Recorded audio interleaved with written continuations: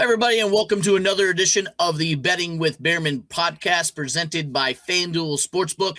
It's August, therefore it's sports betting preview time, and we've gone through division by division in the NFL with more to come. Today, we're going to focus on college football. I'm honored to bring in Chris the Bear Felica, the one and only from Fox Big Noon Kickoff and formerly of ESPN College Game Day, somebody who I looked up to for many, many years in my ESPN days. Chris, welcome back to the program. Welcome back indeed. Welcome back football. Welcome back end of summer. But good to be here. And finally, happy to be talking about football instead of pay for play, NIL, transfer portal, court injunctions, court, government getting involved in football. Let's talk ball. Let's talk ball. Let's not talk about guys who show up at camp and NFL teams and then go back to college. Don't even want to go there. At least the Big Ten and the SEC said stuff today. Hopefully we can squash that. Seems like something pretty logical and common sense, but I sent that tweet out yesterday. We live in the dumbest of times, so if every person with a brain believes that is stupid, then why should it be legal? But then again, we live in the dumbest of times.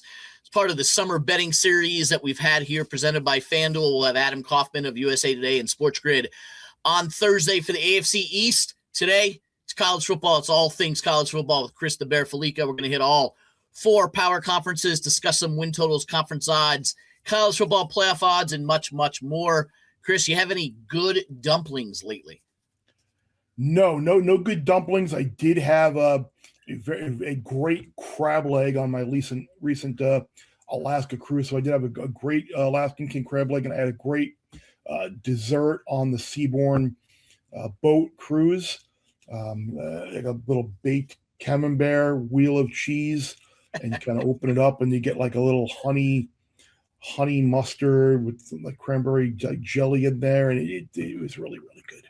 He's not only a college football aficionado, but he's a food aficionado as well. And I bring up the dumplings only because me and Bear traveled all over southern England one time looking for Chinese food. We finally got some Chinese food as we were working the Open with our boy Scott Van Pelt and Mike Tirico and Andy North, and we found some good Chinese restaurant out there in southern England, and the dumplings did not make it back to the hotel. Chris and I devoured those. They're some of the best dumplings we've ever had, and I think we stopped at Pizza Express along the way as well. So let's start with the SEC. Why? Because it's my podcast, and I like to start with the SEC, Chris, and some people have talked about it being a two-man race right now, a two-team race with Georgia just under $3 to win the SEC, Texas at plus 330, Alabama at plus 850, LSU at 9-1, all odds courtesy of FanDuel Sportsbook. You got A&M, Ole Miss, and Oklahoma, all three teams who made the college football playoff last year.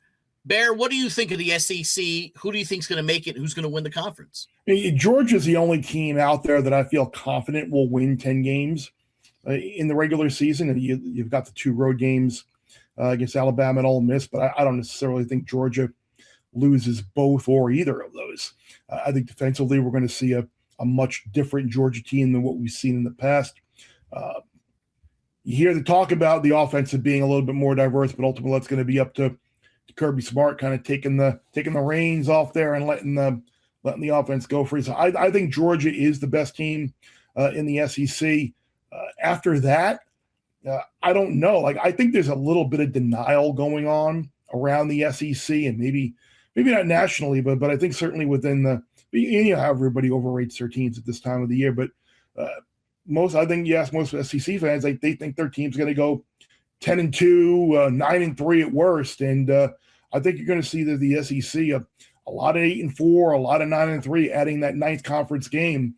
So after Georgia, I'd be willing to take some shots on some other teams. Like maybe Texas makes the conference title game with it at 9-3 with a couple of SEC losses and a loss to Ohio State.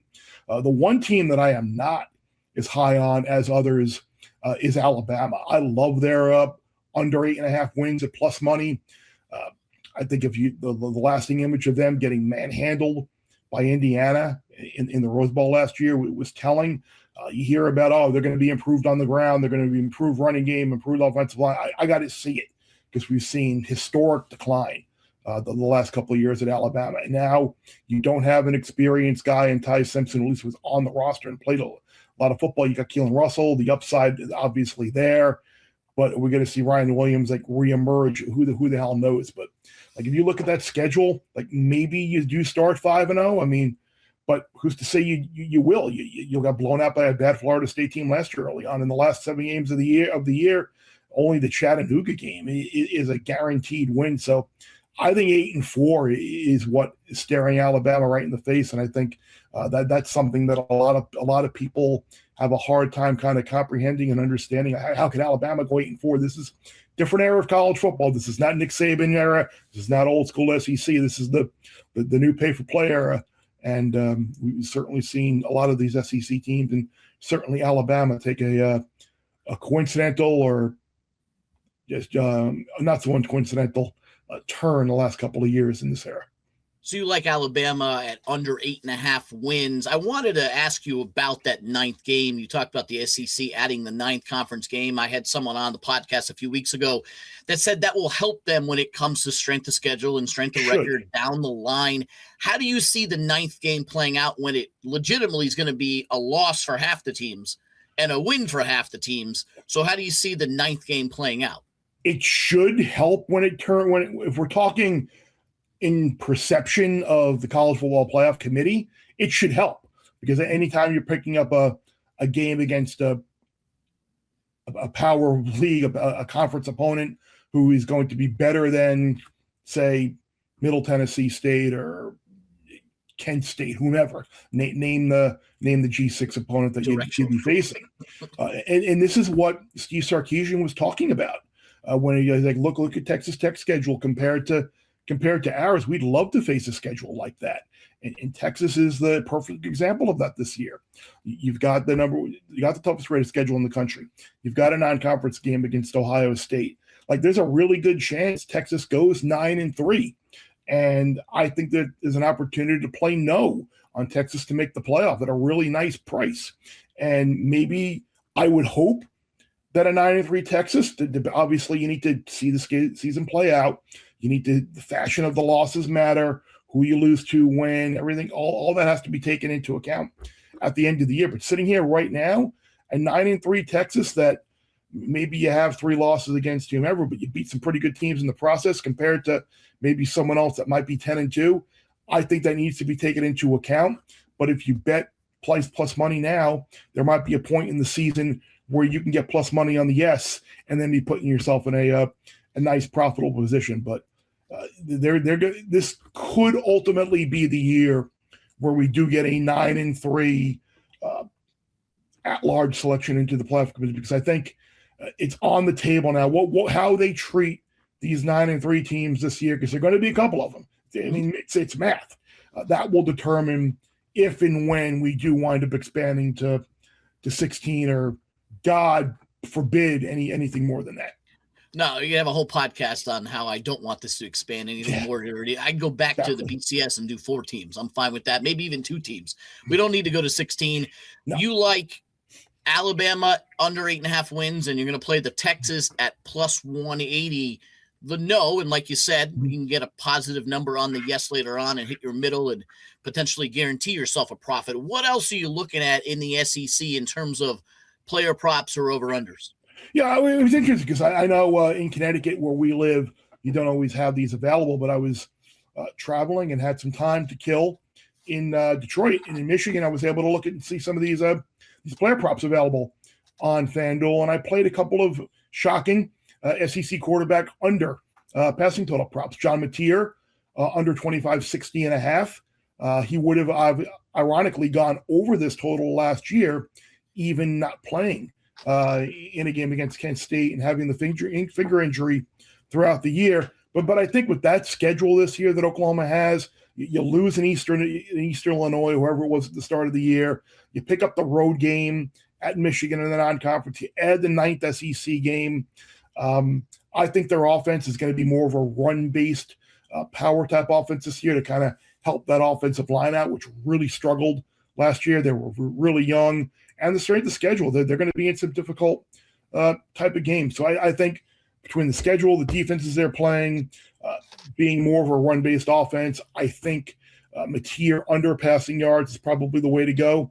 And then the other under would be LaNorris Sellers, under 25 and a half. I know adding Kendall Briles as offensive coordinator, in theory, should help that number. But I think you're going to see the improvement come in the running game. When he was so dynamic 2 years ago and the talk of potentially being a number one pick in the draft down the road, it was his legs that really did everything. We saw his rushing yardage fall off by 400 yards last year. So I think Briles is going to figure out a way to implement his legs a lot more. And obviously you've got a guy like Nick Harbor, and you've got Van Teresius Jacobs, who's now gone to Miami. So Harbor is obviously their clear number one, but their offensive line has to be better. So maybe by default, his legs will obviously help the scrambling numbers. So in theory, you'd want to play the over 25 and a half. But again, offensive line woes, I think more running,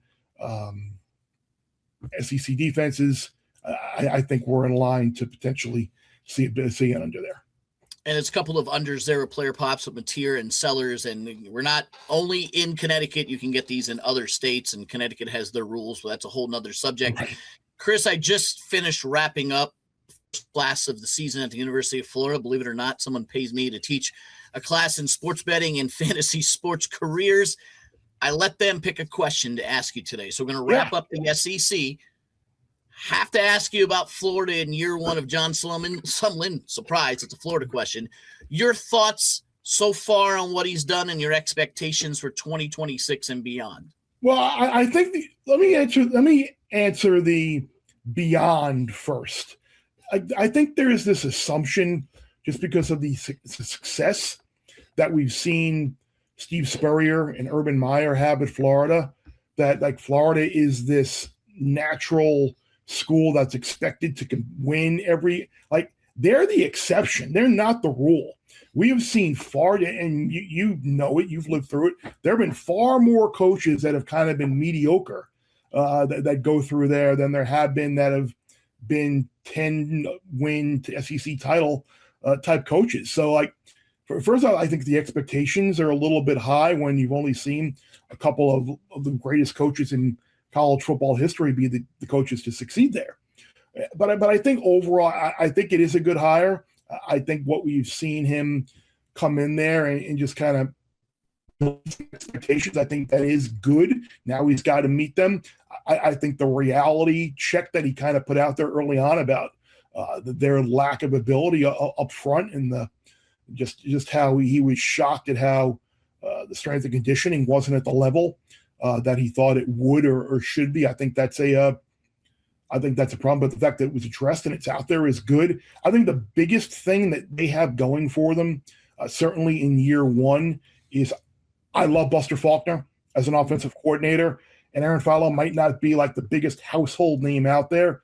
You've got a guy who's familiar with this coordinator. He can run the system, and it certainly wouldn't surprise me to see them win a few more games this year than a lot of people expect them. I think they'll find some players up front on both sides of the ball. Skill-wise, they're as good as most teams, certainly in the SEC can be. But again, you kind of draw a short end of the stick there with having at Texas and Georgia in consecutive games. I know you've got a bye week at Oklahoma after that. But I actually did make a futures play on Florida in a sense.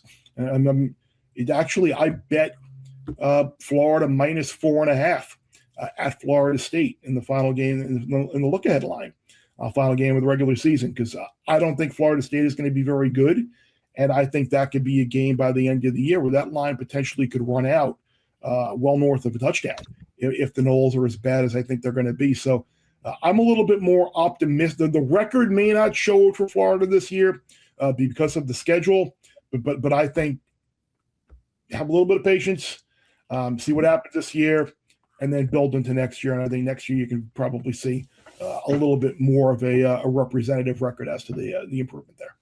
And that's what I've told people. If Florida goes ahead and wins the games they should win and does not have a bad loss and maybe even steals one here or there, I consider that a good season. Patience is worn thin when you have Sunbelt Billy there for so many years.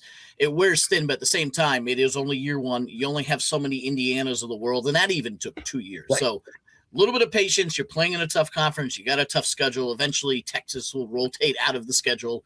You maybe get some Mississippis on the schedule here or there. So that's the SEC. You're listening to the Betting with Behrman podcast presented by FanDuel Sportsbook. He's Chris the Bear Felica from Fox Sports Big Noon Kickoff, buddy of mine from back in the ESPN game day error back then. Now we want to move to the Big Ten, home of the last three national champions. That's hard for me to say, but it is. Ohio State at plus 180. Indiana and Oregon bouncing back and forth between 250 and 300. Chris, I want to get your thoughts on who wins the Big Ten and how legit is it for them to win a fourth consecutive title? No, I think it's very legit. I mean, if you ask anybody around the Oregon program, like they've been telling you for a couple of years, like hosting the pod with Jeff Schwartz, like Jeff has said, like 26 is their year. 26 is their year. And I think if you look at certainly what they have coming back at receiver now with Evan Stewart returning from injury, along with Dakota and Moore, they got the 1-2 punch at running back, which is fine. One of the best defensive lines in the country. Bringing in Coy Parrish to replace Tiedemann in the secondary. Like this is a team that is recruited as well as anybody in the country, and they're loaded and they are rightfully up there in terms of the national title contenders. I think Dan Lanning gets a little bit of an unfair rap because of the way the last three seasons have ended in a non-competitive type game in the college football playoff. But remember how those great Nick Saban teams, like the one thing you could say is they never lost games that they were not supposed to lose. That's what Oregon is. It's been through over 3 years since they lost to a team that didn't play for the national championship. So, like, you win the games that you ultimately should win. You're putting yourself in position to ultimately win a title and do bigger and better things. You never want to say if not now, then when. But I think we kind of are in that spot here right now this year with Oregon. Like everything lines up for them this year. And I think there will be great disappointment out there in Eugene and throughout the country with the Oregon alums if they do not at least make the national championship game this year. But they were a poster child for the change after year one of the 12-team playoff when they were, one seed and you get Ohio State, and Ohio State ran them out of the Rose Bowl. What about the other two teams? Ohio State last year lost to Miami. Indiana wins the national title. They're, reloading at Indiana is words I've never thought I would say before.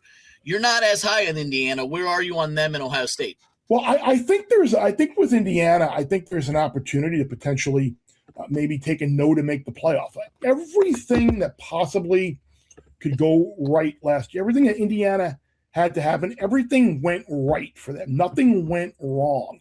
Every time Mendoza needed to make a play, he did. Anytime the defense needed to stop, they got it. There was nothing negative throughout the year. For the most part, they stayed really healthy. Like, we can't expect that to happen year in and year out. Gone are Signetti's guys that he brought in with them from James Madison. We'll see what happens with all these 5-for-5 players, and can they come back and play after being cut? So who knows? And obviously there are a bunch of different levels with Indiana and the guys that they have coming back as opposed to the pro guys that were cut. But maybe Josh Hoover doesn't make the type of plays that Fernando Mendoza makes. Maybe they don't go through a year turning the ball over 6 times or whatever the hell it was ridiculously low last year. At some point, there's going to be some adversity and something will not go their way. So again, it is just it's kind of a play on the price, basically, for them to miss the playoff. Do I ultimately think it's going to happen? Probably not. But who's to say they don't go 9-3 and maybe they are on the outside looking? It's going to be really interesting to see, I think, for Indiana this year, because 2 years ago when they made the playoff, it was, but they got blown out by Ohio State and they got blown out by Notre Dame. They're really nothing. And then last year, okay, maybe they are really good. You won the Big Ten. You beat Ohio State. You went to Eugene and won. You beat Oregon and you want to win the national championship. Okay, now it's all of a sudden Indiana has arrived and Indiana is here, and we'll see ultimately what happens this year. I think the program obviously is on sound footing, but again, at some point something's gonna go wrong, and we'll see how they respond. If it's a long-term deal, just a little blip, and maybe they respond with flying colors and they're right back where they were last year. Ohio State, obviously, you recruit to the level that they have. I think it's a team that even losing, 4 starters on the defensive side of the ball that went in the very high in the NFL draft, and you lose Carnell Tate. Obviously, Chris Henry is someone who they think can step right in for that. Jeremiah Smith, probably the best receiver in the country. The only concern that I have with Ohio State is when we saw them play Indiana and Miami last year, the offensive line just got absolutely pushed around, and we saw Julian saying kind of some happy feet, and he was not comfortable at all. So that's something I think obviously Ohio State needs to improve on. But again, we're nitpicking here with the team that clearly is one of the most talented teams in the country. So that's the trifecta of Ohio State, Indiana, and Oregon. You got USC, Michigan, and Penn State at the next level. Is there anything else to play in the Big Ten besides those 3? I would maybe take a look, excuse me, at Michigan. I mean, the price on Michigan under 8.5, the juice has gone through the roof. So I might actually buy back and at over 7.5 and see if I can fool around with that. Because I got a good number under 8.5. I think that was something to look at. Washington, maybe a season win total over would be something potentially to look at there. I think UW. I think with Williams, they could be really good. A lot coming back. They need to be better on the road. And USC is a team that I don't necessarily know I'm as high on coming into the year as others. I do think they're going to – I did actually play a team total over 47.5 for their game this week against San Jose State because they love to run it up against the bad teams. And you can get all those picks with the Bear, his column on Fox Sports, as well as the Bear Bites, which are a must every single week. You'll read the Bear Bites column. I did take a little stab at Penn State over their 8.5 just because their schedule is ridiculous. They play nobody non-conference. They don't get any of Ohio State, Indiana, or Oregon in conference. They could easily be 5-0 and win 10 games by accident in Matt Campbell's first year. The schedule is that easy. I don't think they're that good, but the schedule is that easy. You're listening to the Betting with Behrman podcast presented by FanDuel Sportsbook. He's Chris the Bear Felica. I'm David Behrman. Now we're going to move on to the ACC. Bears alma mater, the University of Miami, are minus 150 favorite to do something they have never done in the history of their school. That is win the ACC title. The Bear was on this exact podcast last year, this exact week last year, and told us that Miami was indeed back. People didn't believe him. Almost didn't make the playoff. Had a couple of bad losses, and then went all the way to the national championship game, and were within 1 score of Indiana late in the national championship game. You warned us last year, Bear. Where are you with the Canes? And a follow-up, the fact that they haven't won the conference before, but it doesn't seem to matter as they played for the national title last year. No, and you look at the price. I mean, they're minus 150 or so to win the league, and that's a bet that I think this is one of those you want in pocket. You bet it, forget you had it, and then they'll be in the ACC championship game, and they'll be a touchdown favorite at least in the game, and you have an opportunity to kind of fool around and look at different ways to monetize that. But talent-wise, I think there's a good chance that this team is more talented than the one last year. Obviously, you need to figure out a way to replace a Bain, a Mesidor, a Keontae Scott, a C.J. Daniels, a C.C. Malgoa, like replacing the core guts, the kind of the self-policing in the locker room. But with Barkate and Tony, a wide receiver, and Josh Moore stepping up, the kid that transferred from South Carolina there, a running back room with Fletcher and Marty Brown and Pringle, who they're really high on, arguably the best secondary in the country, or one of the best secondaries in the country.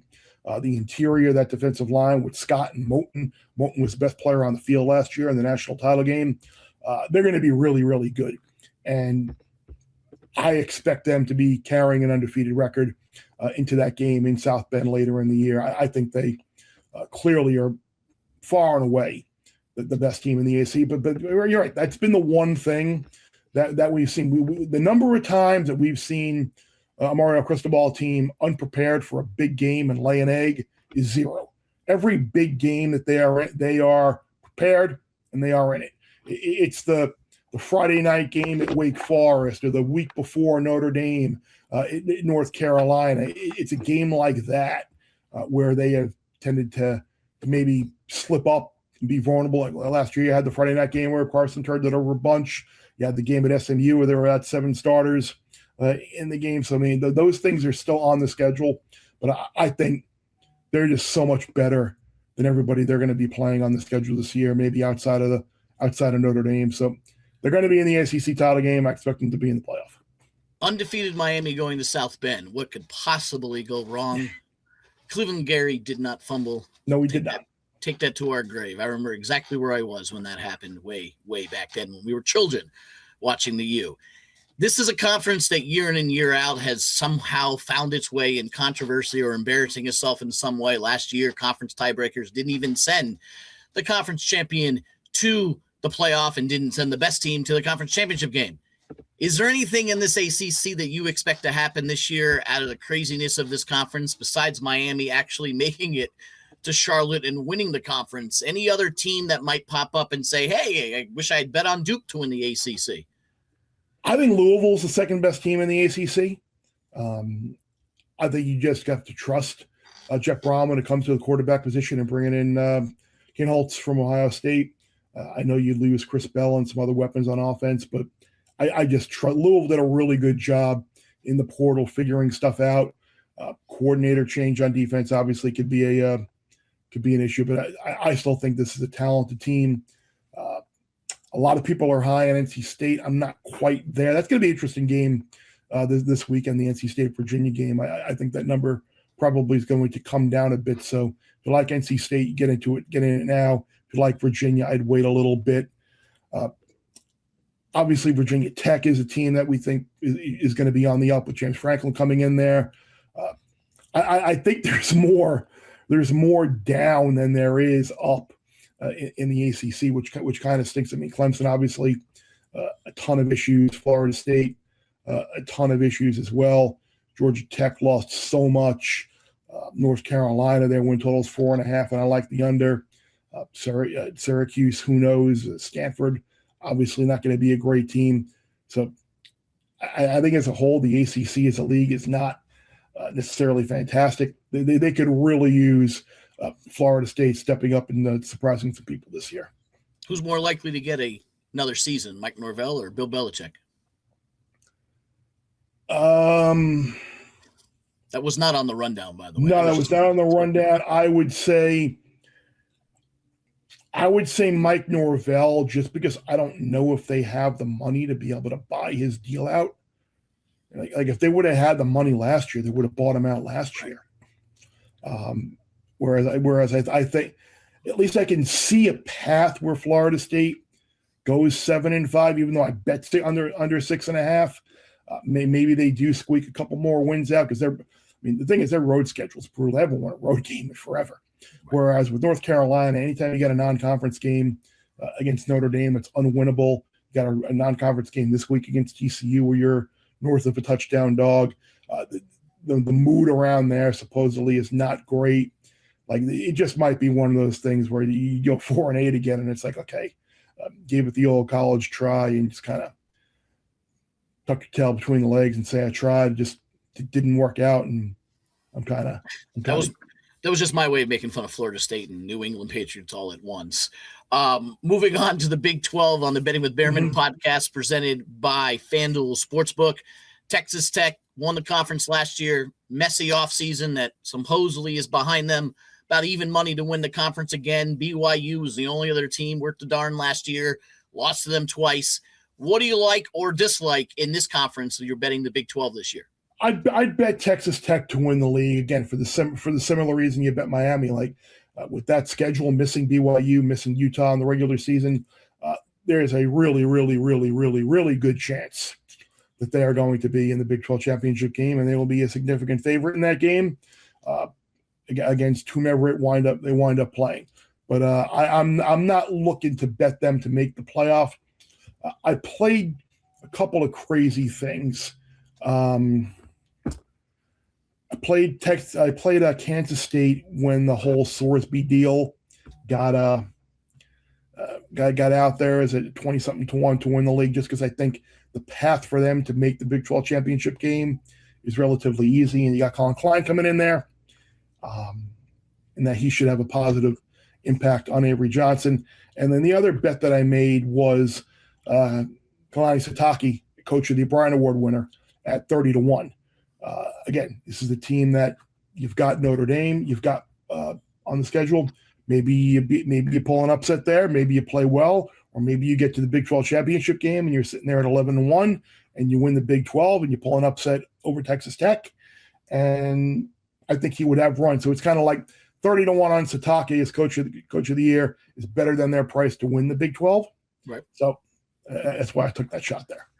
So if you have Texas Tech in the Big 12, you have Miami in the ACC, you have three teams that you like in the Big 10, and then the SEC, you like Georgia, and who knows what happens with the rest of those teams.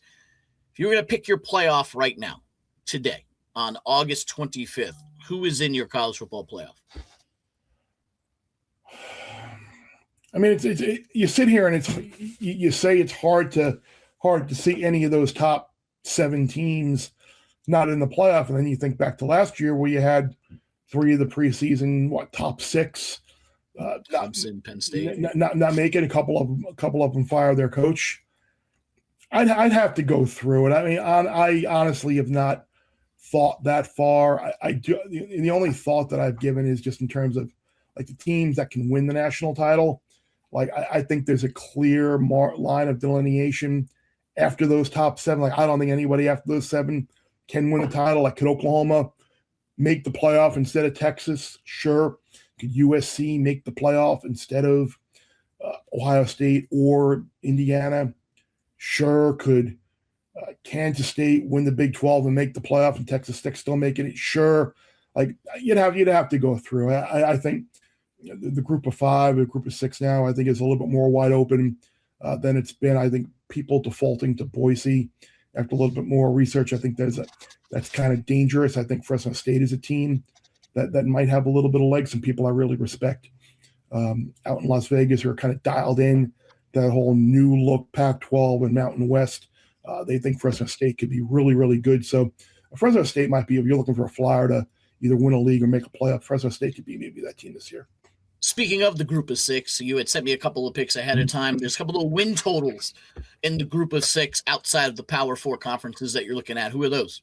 Yeah, I'm looking at Toledo over 7.5. I think there's a thought process that Jason Candle leaving and going to UConn is like this negative coaching change and going to be a bad thing.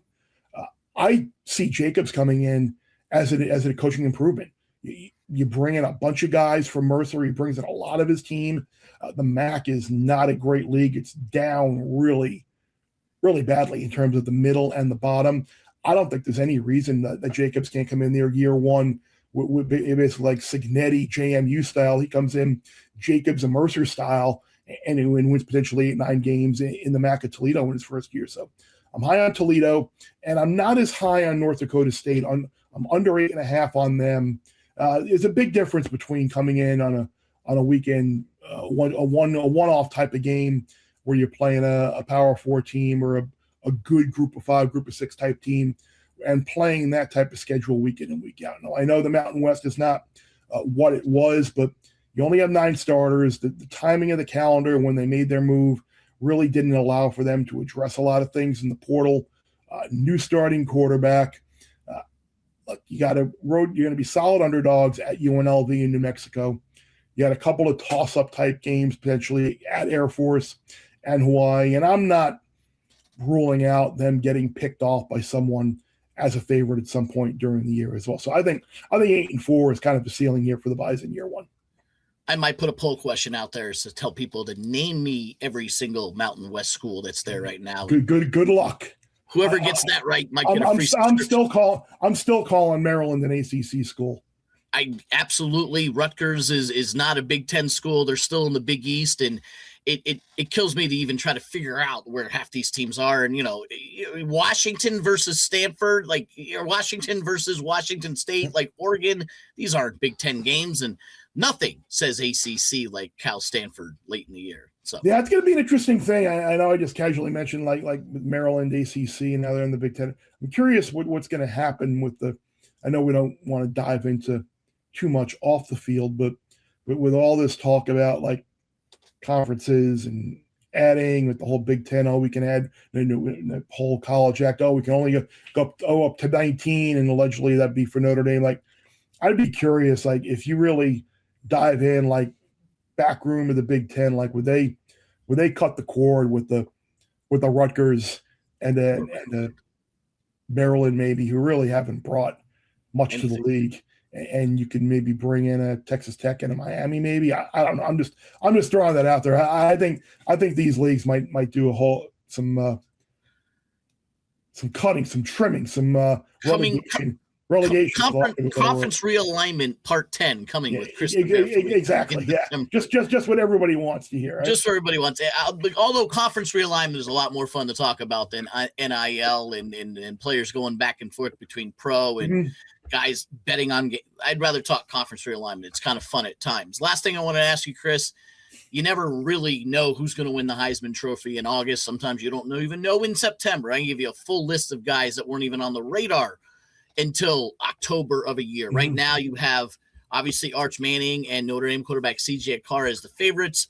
Miami transfer Darian Mensah at 11-1. Ohio State has their tandem of Jeremiah Smith and Julian Sayin. You got Ole Miss quarterback Trinidad Chambliss. If you were to pick a Heisman winner today from the current list, who are you looking at? I bet two guys. I bet I bet CJ Carr, and I bet Darren Mensah, because I think the winner of that game, I think their team has an excellent chance of being number one and undefeated in the country. I don't think there is a long shot, dark horse sleeper candidate this year, like we've seen the past couple of years with the Travis Hunter and the Fernando Mendoza, just because I think all of those logical teams, when we get Texas, Miami, Oregon, Ohio State, did I say Texas? But you know who they are. Notre Dame, like they've all have an elite type quarterback who, if that team is good, that quarterback is going to be in the mix for the Heisman Trophy. So I really wouldn't look too much further down the road and down the board of those like ridiculous stab prices like people. Oh, what about Devin Dampy here or Drew Mestamate? No, those guys are not winning the Heisman Trophy. So save your money. Just kind of pick your fighter. With whether you're a Miami guy, an Ohio State guy, an Oregon guy, Georgia, whichever one of those top teams you like the most, go with their quarterback, and you're probably in good shape. Not your year for Fernando Mendoza to come out of nowhere. Chris, We got week 0 in days away. And by the way, you and I were on email chains and in meetings vehemently opposing the name week 0, but that's for a whole another podcast. That's why you and I are sitting here right now instead of those meetings still together. Yeah, I mean, just was in the room when someone said week 0. I said that's the dumbest idea on the planet. Like maybe that should be week 1 because it is the first week of the season, but neither here nor there. Anything you like on the week 0 board that starts out in Dublin with North Carolina, TCU. You got San Jose State, USC. You mentioned NC State, Virginia, Sacramento State, Eastern Michigan, and Jacksonville State, North Dakota State, which could be a Mountain West game for all we know. Anything you like on that board? I played USC team total over 47.5. The USC has a tendency to really run it up on teams like this. So I would expect them with Mayova and the new look receiving core and the people and the excitement of that defense brought in. Maybe they get a defensive score as well. Who knows? But this is the type of game that USC loves to put their foot on someone's throat and kind of just run it up. So I would expect them to put up a 50 burger, as Big Cat would say, and really beat a San Jose State team that, remember, Eget, their quarterback from last year, is now gone. He's at Duke. So I think this is a bad team, and I think SC will come out and score a bunch of points. And I buried the lead because the last question I want to ask you is, who are you on in the Tour Championship this week at Eastlake? That's a great question. I have not looked at the field yet. I have not looked at everything. I have not made a play in the Tour Championship. I did see that you had Wyndham Clark last week. So good for you. It hasn't been a great golf season for me. So I kind of punted on the last few events, but congrats on Wyndham last week. Thank you. Yeah, pulled out a 30-1 shot on Wyndham, and even though I don't want to see it, I think Rory gets it done this week. He kind of plays really well there, plays well at some of the comp courses like, Sedgwick, and played really well last week. And, when Rory decides to show up, he shows up, and he could have won last week if he didn't falter on the par 5. Oh, yeah, I was going to say that he butchered that par 5. So, I mean, that was one of the most shocking things that I've seen. That just bunker to going from bunker to bunker, bunker to bunker, skulls and just brutal. Yeah. Well, So, we love having you on. Would not be a surprise to see him win this week. Yeah, I mean he's won it 3 times, playing better than Scotty, who has hand, foot, and mouth disease. Which of all the things that expected to be said, that was not what one of them was. I could see Wyndham winning it again. Honestly, he's that good right now. He can win it again. And I mean, Xander Schauffele is a popular play because he always plays well there. He's just missing something this year. I think he'll finish top 5. I don't think he's winning it, but always a pleasure to have you on. Hopefully we're going to have you on during the season. I like to have you on before Miami Notre Dame game, as well as before maybe championship Saturday or the college football playoff. We'll have you on again. Absolutely. A couple more times throughout the year. Where can people find all your great work? Yeah, Bear Bets podcast, starting up the 3 a week next week. We got a new one coming out this Thursday. We got an NFL preview that's already out, college week 0, and some other look ahead stuff Thursday. FoxSports.com, columns, Twitter, Instagram. You know all the spots for me. Yeah, he's all over the place. You'll see him on Big Noon Sunday, as well as the Bear Bets column. Big Noon Kickoff. Big Noon Kickoff. What did I call it? Big Noon Sunday. Yeah, Big Noon Kickoff. I was reading maybe you've got a good programming idea. Let me run that up the ladder to the Fox executives. He'll be on Saturday's Big Noon Kickoff with the boys at Fox Sports, hanging with Urban and crew out there. Where's the first couple of weeks? Where are you going? We'll be Indiana week 1, just kind of celebrate Indiana's national title. It's not the best week 1 slate out there in terms of games. Obviously, Clemson, LSU, the headliner. Then week 2, we got a good one. Week 1, 2, we will be in Ann Arbor, Oklahoma, Michigan, one of the better non-conference games of the year. Be really curious to see Oklahoma and healthy Batir now go on the road against Kyle Whittingham in his first big game at Michigan. Then week 3 should really be fun. We're going to London. We're going to Wembley for the Kansas-Arizona State game. So that'll be take the show across to the UK, and it'll be great. I'll get to find some great Chinese and Indian food in London, and then go get to see my beloved Liverpool take on Bournemouth Sunday down there on the South Coast. Don't forget to stop at Pizza Express, Ladbrokes. My hope is 0 Pizza Express this trip. Come on! They have the new pizza pie place here in Farmington that is as close to Pizza Express as you're going to get. Oh, such great pizza! but the dumplings and Chinese food, and the one time I had Indian food when I was out there with you, I didn't think I was going to make it to the next day. Yeah, no, we had a great. I don't think you were with us, but my wife and Zach Jones, R.I.P. the great Zach Jones. We had a great Indian dinner. I forget where we were, but it was fantastic. So, looking forward to taking in some quality cuisine in London. Do you remember it started with Fox. I don't remember what the name of the resort was that we stayed at, Fox something in London when we were at Sunningdale. Mm-hmm.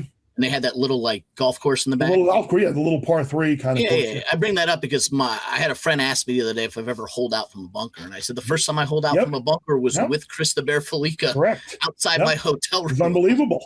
It was a great little shot. It was impressive. How fun was that? You just go out there and you just kind of mill about. Go bang around a couple of holes before the sun sets at 9:00.